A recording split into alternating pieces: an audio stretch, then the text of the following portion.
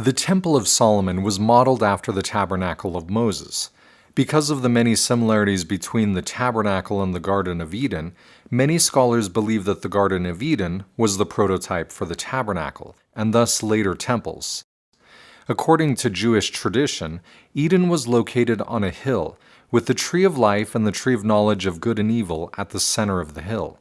The Bible teaches that when Adam and Eve transgressed and partook of the forbidden fruit, they were cast out towards the east. Cherubim and a flaming sword were then placed at the east entrance to prevent them from partaking of the tree of life, as they would then live forever in their sin. In order to return back into the presence of God, Israel had to symbolically retrace the steps of Adam and Eve, passing the cherubim and re-entering the garden in a westward direction. The tabernacle was set up in the same east-to-west progression, seeming to replicate the Garden of Eden. The tabernacle was divided into three main courts: the outer court, the holy place, and the Holy of Holies. The outer court represented the fallen world, while the inner courts represented a more sacred and holier way of life. In essence, as the priest, who represented all of Israel, progressed through the tabernacle, or temple, he left the world to enter a more holy state, and then was enabled to re-enter the presence of the Lord, passing the angels, or cherubim, who were embroidered on the veil. Solomon's temple replicated this same three-level progression, doubling the floor plan size of the tabernacle sanctuary for the temple structure. As one approached the Temple of Solomon, the first thing noticed was the brazen altar of sacrifice. The altar was 20 cubits long and wide and 10 cubits high, a cubit being the length from the elbow to the tip of the longest finger, or about 1.5 feet. On the four corners of the altar were 4 horns, horns often representing power. This is where the sacrificial animals were burned, representing the future sacrifice of the Savior Jesus Christ. On the southeast side of the temple was the molten or brazen sea, which rested on the backs of 12 oxen, 3 pointing in each of the cardinal directions. In ancient times, oxen represented strength, and the number 12 often represented the 12 tribes of Israel. Water from the larger brazen sea was poured into 10 bronze water basins on both sides of the temple, which could then be wheeled around the outer court for various washing and cleansing rituals by the priests. The pillar on the left was named Boaz, and the pillar on the right was named Yakin. The tops were decorated with lily flower petals and pomegranates. Pomegranates were a sign of prosperity and posterity because of their many seeds, and were also found on the bottom hem of the clothing of the high priest. The main temple doors were made of 2 large bifolding doors covered in gold with cherubim, palm trees, and open flowers. The Bible describes the doorframe as being a 4th part of the wall, which most scholars believe means that the door had 4 stepped frames. The interior doorway of the Holy of Holies was similar, except having 5 frames instead of 4. The priests who represented Israel were the only ones allowed into the inner temple. This means that Israel only could enter through being represented by the priests.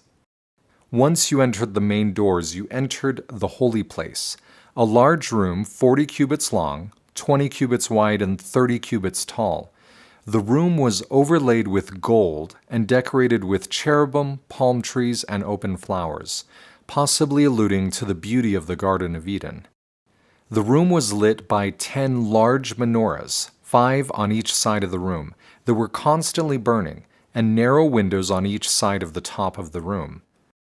On the right side of the room was located the table of showbread, which had 12 large flat pita-like loaves.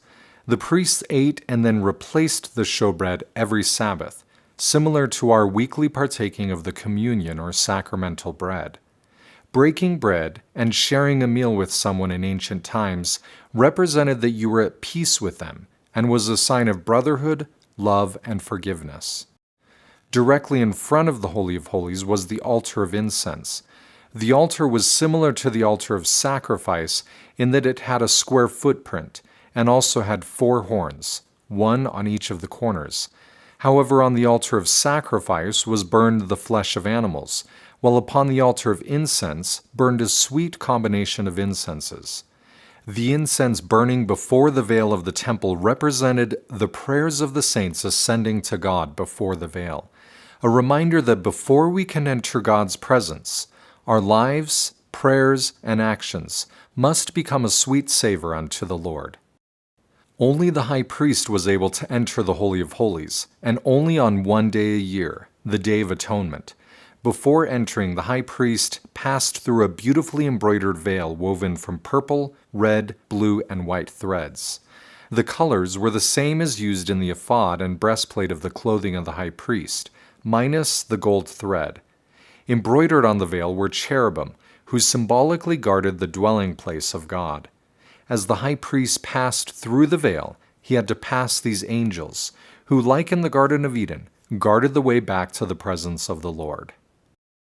Upon entering the Holy of Holies, you would find that the room is in the shape of a perfect cube, being 20 cubits wide, long, and tall. The walls were likewise overlaid with gold and decorated with cherubim, palm trees, and open flowers. 2 large cherubim flanked the Ark of the Covenant, which was in the center of the room, with their wings stretching from one side of the room to the other. This room is where the presence of the Lord would dwell, and represented the final goal and destiny of all Israel. Solomon's temple was not only a landmark for the city of Jerusalem, but more importantly, the dwelling place of the Lord.